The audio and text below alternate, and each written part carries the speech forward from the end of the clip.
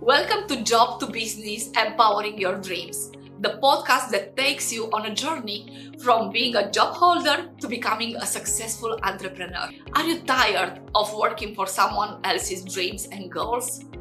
Do you want to become your own boss and turn your passions into a profitable business? If yes, then you are in the right place.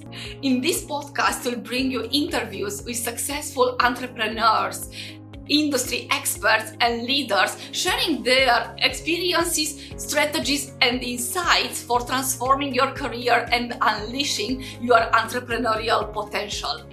Join us on this exciting journey and let's empower your dreams together.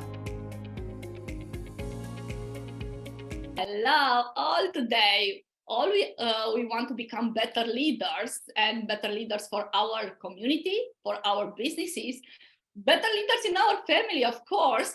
And today in our podcast, we have the honor to have with us the one who represents the biggest leadership organization in the world. We are talking about John Maxwell Leadership, of course. And I'm here today with Sorin Popa, the Romanian president, the person whose decision to transform his life, to quit the job and for having his own business, at the end transformed thousands of people who are now certified as trainers, coaches, speakers. So one person's decision can create such a big impact. Hi, Sorin, how are you today? Hi, hello everyone. Hello, Milendina. I'm fine, thank you, and I'm very excited and grateful to be invited in this podcast and to spend a few minutes with you today. Thank you very much for accepting my invitation. I'm so grateful you took this decision so many years ago to have your own business, because I remember when I started my business 7 years ago, alongside with my corporate job, my idea was to have a big business, a big organization, and of course, my idea was to become a better leader.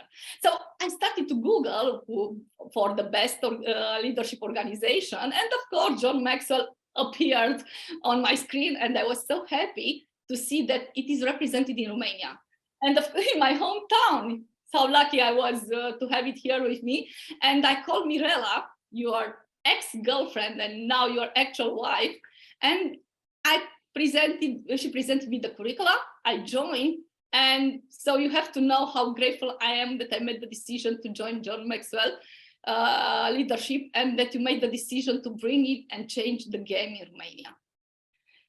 We're grateful. We are grateful that you joined us, and you've been making us better ever since. So thank you for being part of the Maxwell team Romania and helping us every chance you got. Thank you very much. And you have been an IT person, a young guy, very successful in his job, earning a very, very good salary for that time. Can you tell us when and how everything started for you? Yes. So I remember it was 2010.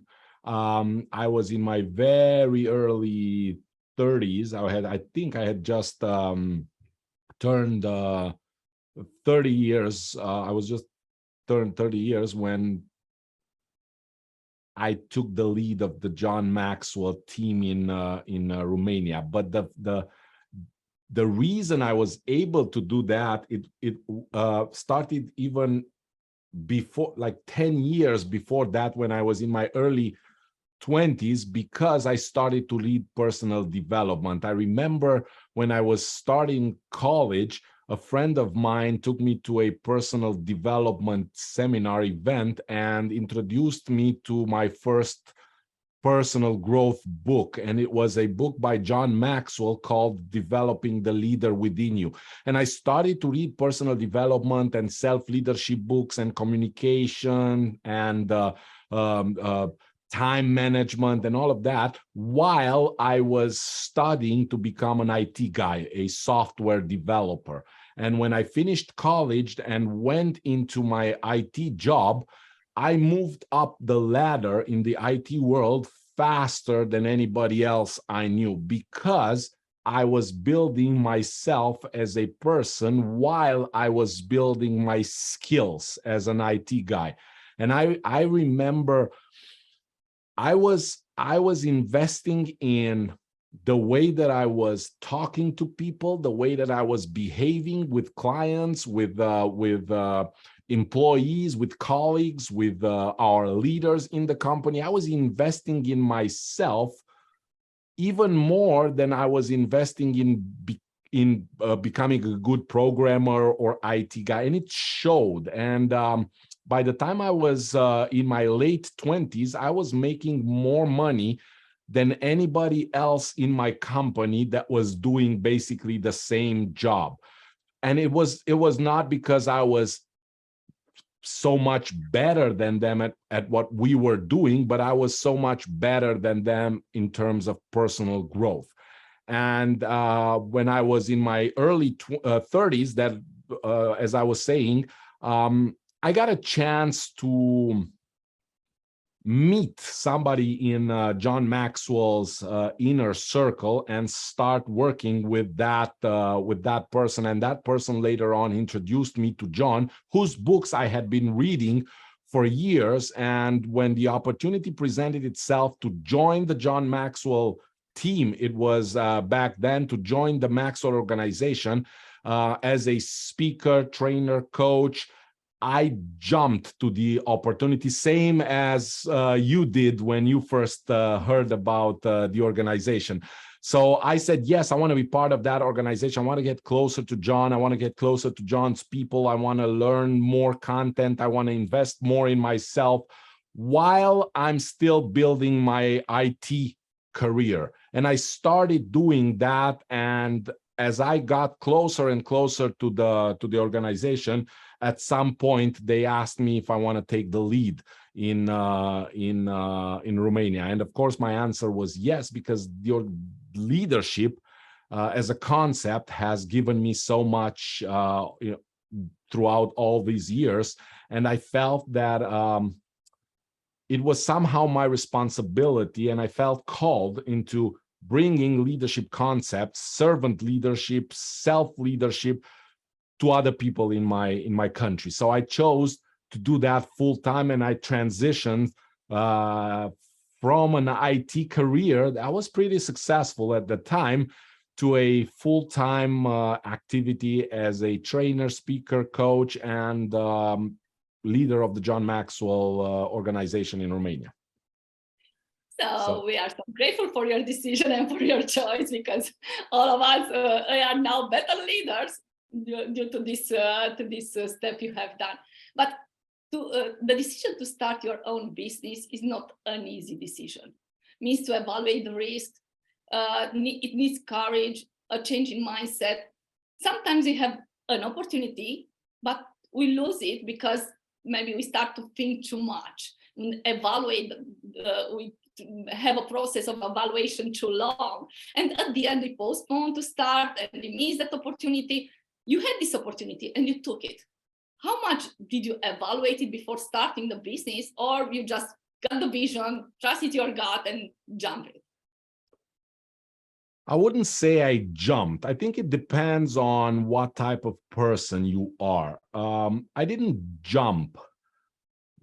I think in my perspective, people confuse taking steps with jumping. I didn't jump. I started to take steps into a new direction. I did not quit my job and go full time to do something else. I did not give up everything. I started to take steps slowly in a new direction, and I started to test things. I was not afraid to try new stuff and fail. I was not afraid to risk, because I was not risking more than I would have been safe to lose at the time. So I wasn't risking my life. I wasn't risking my health. I wasn't risking my family. I think many times people over exaggerate what starting a business means. And that's why they tend to prolong the starting moment for a business. Starting a business is very easy. It can take you up to an hour to start a company and to start making steps. You don't need to do a lot of market. There's time. There is enough time for that down the road. It starts with a decision, and the decision can be very, very fast. You can make decisions fast.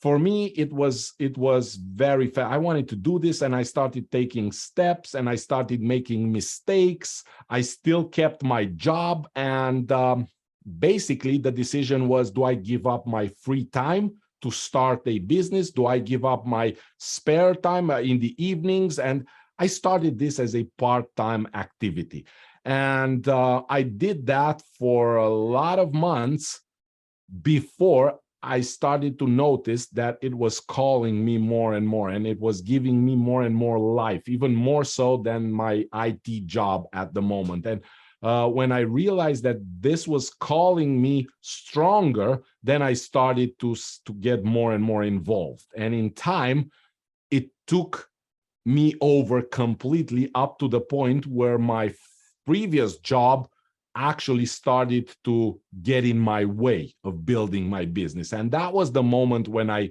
transitioned completely, when I felt that my current job was holding me back from building my business. But it wasn't a decision that I'm going to stop doing this and I'm going to start doing that, because I'm not that kind of person. I don't jump on opportunities like that. But when I see an opportunity, I step towards that opportunity and start a new process and a new journey. So it was a transition. It was not a decision followed by quitting stuff and starting something new. It was a decision that I wanted to take steps in a new direction, and then I just started to do that. And I think we are in a business environment. We are so lucky now because we are in a business environment where we can start businesses part-time alongside the job, which is much more easier in our days to do this. So we have so many opportunities like that just to start alongside the job. Okay, but as any start, as I know, it was not an easy start. Because now you have an amazing team. You have an amazing sales team, marketing team. I don't know. You are generating in the organization $millions in sales every year. Romania becoming the second largest organization in the world after USA in terms of members number. You have built a great support team to do all this greatness in this organization. But at the beginning, you didn't have the money to hire this team. And you and Mirela, you had to do everything, to do the sales, to translate the materials, to organize the events, to promote the new John Maxwell Leadership organization in Romania. And having a full-time job and in the same time to do all these things, this chaotic period can be scary for many people. Many people are not willing to go through this period. What is your part with this one? How did you face this period? How did you manage to do everything, to learn so many new skills in such a short period of time? Because you had to learn new skills in this time. Yes, I think many people who start businesses are afraid and not willing to start small. They see other businesses that are bigger, and they see the expenses, and they see the team and the employees and the processes and the products and all of that. And they say, until I have all of that, I'm not going to be successful in this business. So I'm just going to struggle on how to start the right way. There is only one right way to start a business. And I have found that the right way to start a business is to start. Wherever you are, just start and do something. I had no experience in business. I had no experience as a leader. I had no employees in the past. I had no products. I had nothing. All I had was the willingness to learn, to try stuff, to fail, to make less money in the first few years.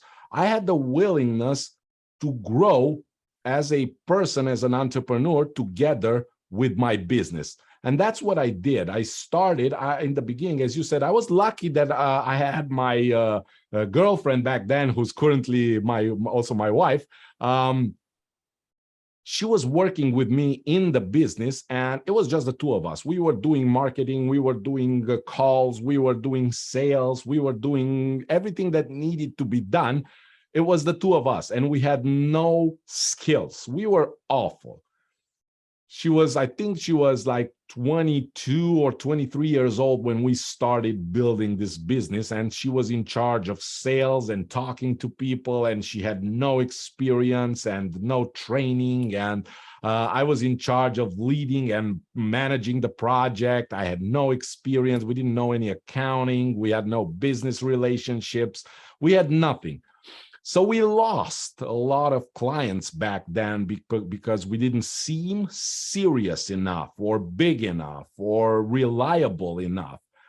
But it didn't matter to us because we knew we were maybe losing stuff or people or business or clients because we were doing mistakes, but those mistakes were honest mistakes. We were doing the best we can. And John Maxwell once told me that try to do your best and trust that God will do the rest eventually. And that's what we did. We did our best over and over and over again. And every time we failed, we learned, and next time we did it better. We tried not to fail in the same place twice or three times, but we were fine with failing once in any given situation. So we tested a lot, we failed a lot, we learned a lot, and we grew slowly. The difference between what we did in the first few years and most of entrepreneurs is that we were willing to grow slow. Most people are not willing to grow slow because we are in an era of speed. People want speed. They want fast results. They want fast money. They want fast sales. We were willing to pay the price of failure and loss so that we could learn and grow ourselves. And slowly, I think it took us 3 or 4 years to the point where we were able to actually replace our salaries from our jobs. Until then, we still kept our jobs because we still needed an income. We weren't making any money from the business. It was hard in the beginning. It's easy to start a business. It's easy to start. It's hard to build a business. That's what's hard, not to start. To start, it's easy. You just decide and you start doing it. But then you start failing and you need to learn and you need to go back and do it again. And that's the hard part for most of the people. And you have to be willing to go through all of that. And if you're willing to go through all of that, eventually results will come because you will grow. And when you will grow, you will produce better results next time. And that's what we did. We grew a lot. I mean, one of our mentors told us once that if we give it 10 years, but 10 years the right way, not just give it 10 years, because everybody can give it 10 years, but give it 10 years the right way, we would need binoculars to look back and see how far we would have come. And that's exactly what happened. For the first 3-4 years, it didn't even look like things would take off. And then when they did, rocket.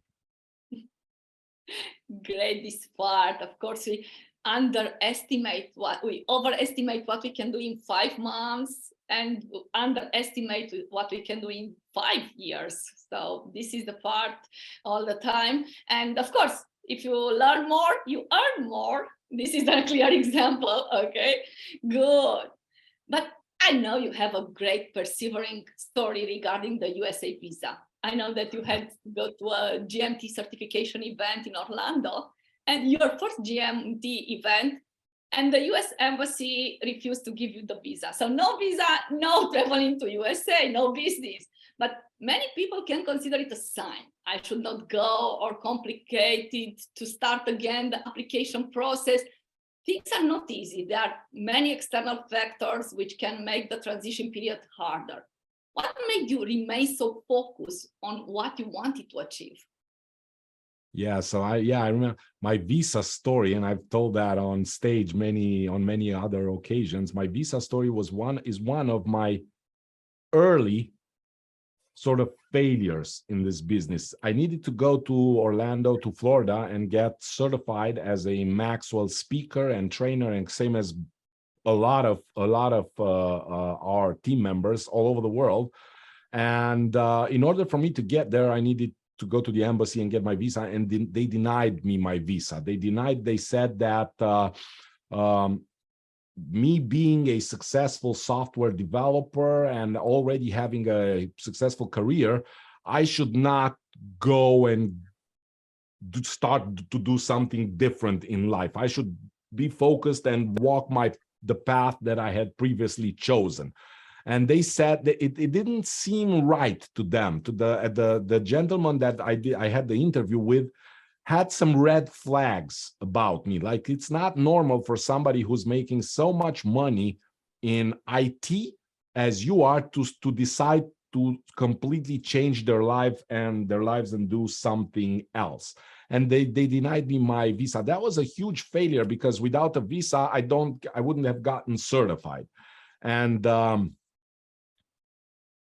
I remember thinking that this was it. I remember thinking that, and my mom, I remember saying to me that maybe this is God's way of telling me that this is not meant to be. This is when sometimes there are signs that you should not try harder. But then one of my mentors in the Maxwell organization told me that maybe it's a sign that you should try harder. Maybe this is a context that's being laid out in front of you to see if you're willing to go all the way, if you're willing to do whatever it takes. Maybe it's a sign that there's a need for you to fight harder, to break some inner boundaries. And I remember thinking of all that, and this is the story I tell on stage again and again. I was in a place of struggle. Is this a sign I need to stop this, or is it this? Do I need to fight harder? And in that place of struggle, I remembered that the officer told me that I can try again and apply again for a visa whenever I want. And that's what I did. I had forgotten that part, because most of us are wired that way, that when we fail, our minds go into quitting mode and not into finding ways to get over the failure mode. So my mind had gotten into quitting. This is the sign. This is not for me. And in that struggle space where my mentors were keeping me, they weren't allowing me to get out of that. In that struggle, I remembered that there might be a way, there might be a solution, and I could apply again and again, and as many times I wanted. And I applied again and went and talked to another officer 1 week later. And in the meantime, I started working on myself, because if I wanted to go and get interviewed a second time, I didn't want it to go the same way. So I started to think, what can I do different? What can I change? What if he's asking me this? So I started to prepare myself the second time. First time I just went there, I thought we would just like have a chat and they would give me my visa. I realized that it wasn't going to go like that. So second time I did it better. I prepared myself. I had answers. I had a different mindset. I went in there with a different attitude. And the second time I went, I got my visa. And that's how I got to the United States and got certified. By the time the certification happened, it only happens in Orlando, in Florida, 2 times a year. So if you miss one, you have another chance. But I got to the first one, and I was one of the first people in the world who got certified. And it changed my life. That event in Florida set me on a whole new trajectory in life when it comes to entrepreneurship and leadership and meeting people and getting a new vision about leadership and the world and what it means to serve and add value to people. And it was a whole new world opened up once I broke the barrier of failure. And I could have easily lost that if I would have listened to all the voices that said, this is a sign that you're not meant for this. No, that's not a sign that you're not meant for this. When you struggle hard, it could easily be a sign that you need to prove consistency. And that's what I did. Perfect, this one, because yes, this is what we need to do, to try and try and try and do things differently. And at the end, for sure, they are working if we remain focused on our way. But meantime, you traveled so many times in the USA. You had so many opportunities to spend time with John Maxwell, to learn from him. Tell us a little bit how was to meet John Maxwell, the guru in leadership, the person who wrote so many books about leadership. And for more than 40 years, he teaches millions of people how to become better leaders. I know you learned so many good lessons from him. And if there is any particular lesson you precious so much and maybe you want to share with us, it'd be great. Yeah, well, John is amazing. John is an amazing person. And I've had a chance to spend hours and hours and hours. I've been going to the States at least 2 times every year since 2011. In 2011, sometimes even 3, 4. One time I was in the States 5 times in 1 year for different events with the Maxwell organization. I've seen John on stage. I've seen John backstage. I've seen John off stage. I've seen John in every scenario possible. And I'm happy to say I was very impressed that John is the same person. I've seen a lot of trainers and gurus and speakers that are one person on stage, and once the microphone stops and the lights stop and they get into the backstage, they're different people. John is not like that. John is loving, and he loves people, and he loves teaching, and he loves adding value to people, and he loves doing it on stage, and he loves doing it off stage. Whenever I have a chance to spend time in one of his audiences, I take notes and I learn. If I'm in the backstage with him, I take notes and I learn. If I'm just one-on-one with him at dinner, and I got a chance this summer to spend a whole day, just me, my wife, and him, and we learn, and he's always pouring into people's lives. He's always sharing his experiences. He's always loving on people, and that's what he's a very, very humble man, and he just loves to spend time and getting to know people and learning from them and teaching them from his experience, and we love spending time with him. And I remember one of the lessons that I took early on from John, and I've been keeping it with me ever since, was that success in life is not money. Success in life is not health. Success, true success, is when people who know you the best love you the most. And I've loved this saying. He was telling us one time that there's a lot of successful people that are apparently successful, like people who don't actually know them very well, love them, appreciate them, consider them successful, but that's not what success is. Success is when people who know you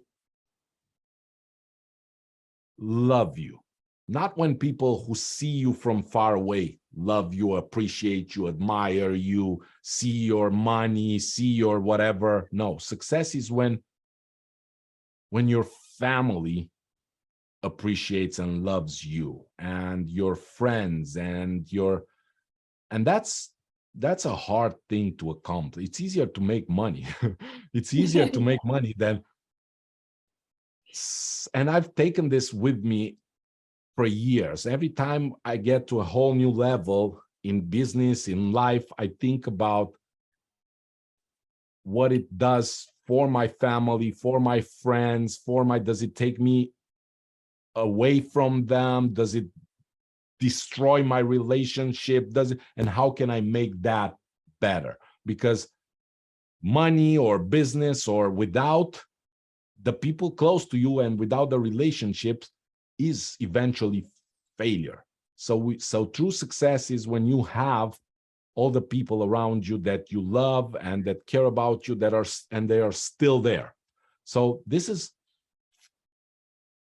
being there for people is one of the most important messages that John teaches us and that I've learned. And it helped me so much in the business world, because I try to be there for my employees. I try to be there for my clients. I try to create a big family.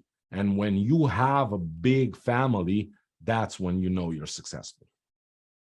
A great lesson. And I confirm this one because we are friends for how many years, and we love you so for so many years. Thank you for this kind of friendship we have for, I think, 7 years since I met you. Okay. And thank you very much, because you are the kind that kind of person. When you are getting closer to people, you are the same person. Nothing happens, nothing changes. Okay. People, because you are talking now to people who maybe wants to think about becoming their own boss, but this means to be ready to take decisions, sometimes not easy decisions. Being your own boss means also to be responsible for failures. Maybe sometimes, of course, are not easy situations, so you have to take the responsibility for the failures, to be ready to take some risks. Changing from an employee mindset to an entrepreneurial mindset is a process. Did you have the entrepreneurial mindset also in your job, and how did you develop this entrepreneurial mindset?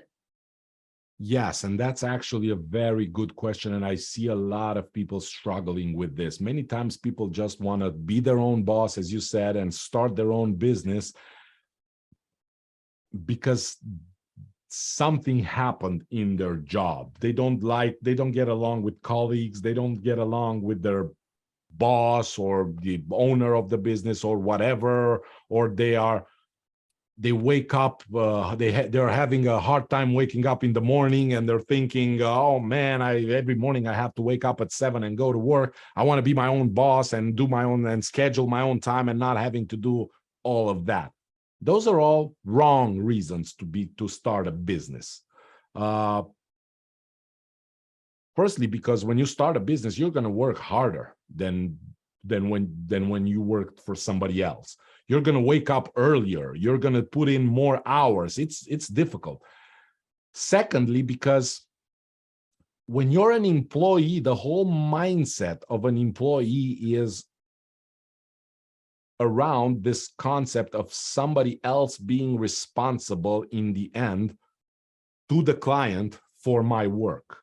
Like if I do something, I have a boss who answers to somebody. I've got people who answer to the client.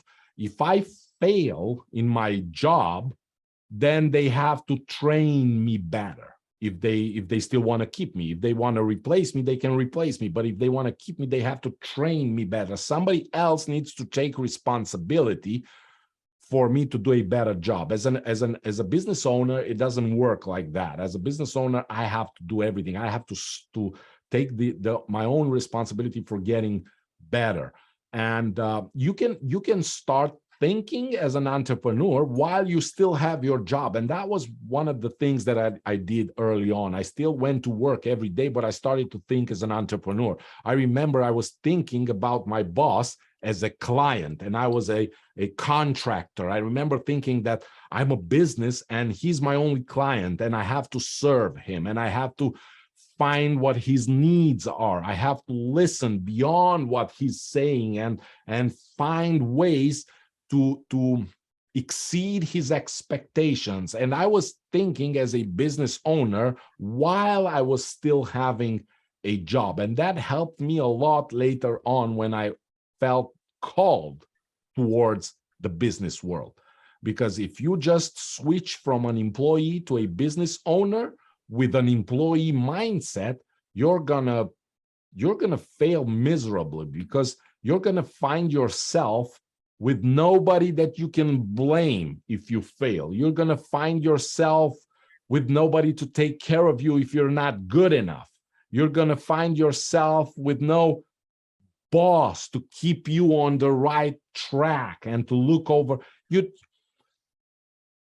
You're gonna have to reinvent yourself as a business owner while you're building your business, and that's way harder. So I always recommend people start working on your business mindset before you quit your job. So while you still have your job, try to develop yourself as a business owner, as a businessman mindset or businesswoman mindset while you're still going to work every day. That will do wonders even at your job.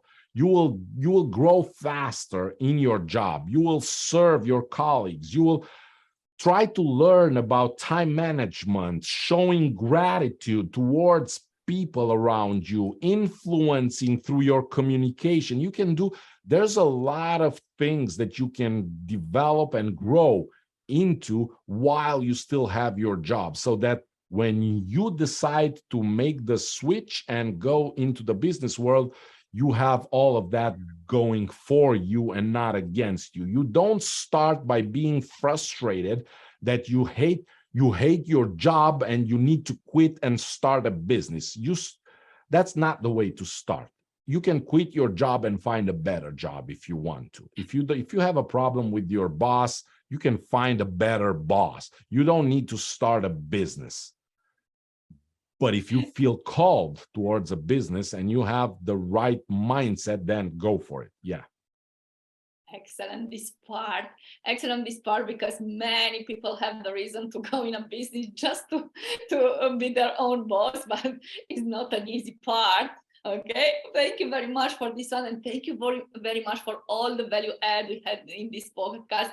We can't wait to talk more about all your experience, but where you can find meantime, where you can find on social media, everywhere, I'm everywhere. I'm social media, online, internet, email, whatever. I'm Instagram, LinkedIn, just as everybody else. We're all over. These are the times we live in. Yeah, exactly. Thank you very much. Appreciate your time. Thank you, and hope to see you soon. Thank you very much, You're everybody. welcome. Bye-bye. Thank you for having me here today, and bye-bye. Thank you.